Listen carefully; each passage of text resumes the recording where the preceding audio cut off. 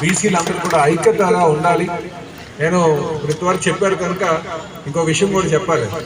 నాకు నిజంగా చెప్పాలంటే నియోజకవర్గంలో మనం ఎంత పోరాటం చేసిన పార్టీకి కొంతమంది వ్యతిరేకం చేస్తుంటారు. కానీ వ్యతిరేకం చేసిన అందరూ కూడా అగ్రవర్ణకు సంబంధించిన వాళ్ళు. ఇది దారుణం. ఇది ఒకవైపు మాట్లాడితే చంద్రబాబు నాయుడు గారు గెలవాలంటారు, పలాసీని గారు ఓడిపోవాలంటారు. ఇది ఎక్కడ వివరం నాకు అర్థం కాదు. కనుక వీళ్ళందరినీ గమనించాలి, నాయకులు గమనించాలి, కాస్త ప్రజలు గమనించాలి. అయితే ప్రజలందరూ కూడా సిద్ధంగా ఉన్నారు ఇలాంటి వాళ్ళందరికీ బుద్ధి చెప్పడానికి.